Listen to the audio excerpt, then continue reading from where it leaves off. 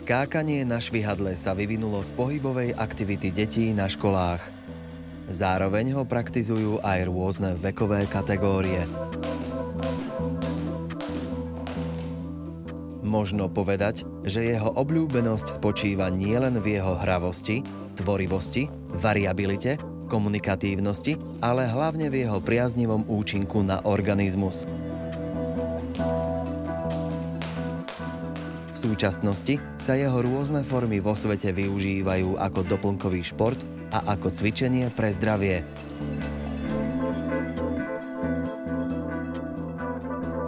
Švihadlo sa skladá z dvoch častí – rúčky a šnúry. Rúčky švihadla majú dĺžku 10 až 15 cm. Správna dĺžka šnúry sa odvíja od výšky cvičenca. Pre pokročilých by mal koniec rúčok švihadla siahať k úrovni podpazušia. Pre začiatočníkov takmer po ramená.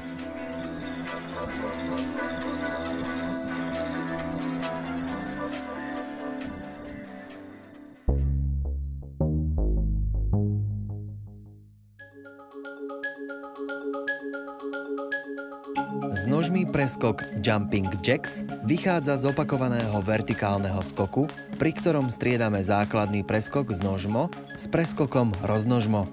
S nožmi odraz začína v momente, keď sa švihadlo dostane pred telo. Keď šnúra prejde za úroveň nôh, nohy dopadajú do stoja rozkročného. Pohyb späť je odraz z tejto pozície do stoja spojného. Plynulosť a rýchlosť skákania regulujeme iba zápestím.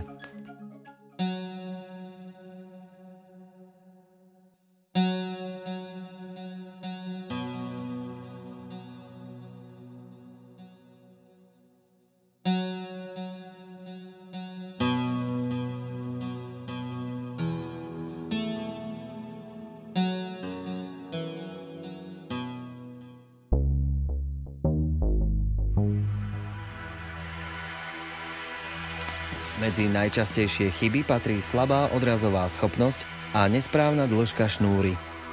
Príliš krátke švihadlo nevytvorí dostatočný priestor na preskočenie a často sa zachytáva o nohy.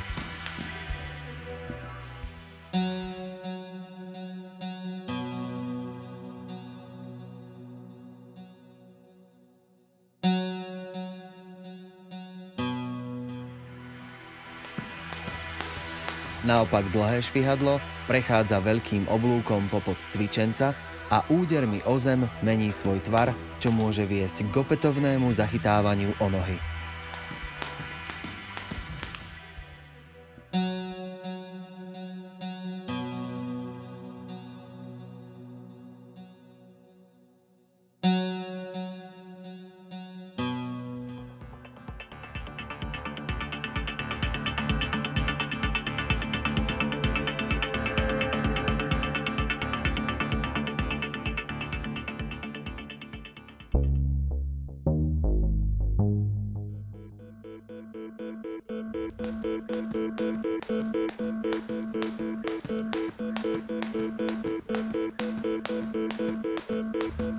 Silným faktorom je motivácia.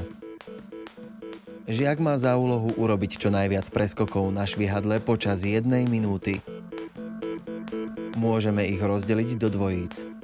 Prvý žiak z dvojice skáče na švihadle a druhý je jeho rozhodca. Stopuje čas alebo počíta správne opakovania. Potom si medzi sebou vymenia úlohy a zopakujú celý priebeh. Vyhráva ten, kto dokáže skákať čo najdlhšie, bez prerušenia, alebo kto vykoná najviac opakovaní za minútu. Zaujímavou hrou je štafeta. Skákanie po vytýčenej trase v kombinácii s behom. Žiaci sa sústredia na presnosť, rýchlosť a neomylnosť v skákaní.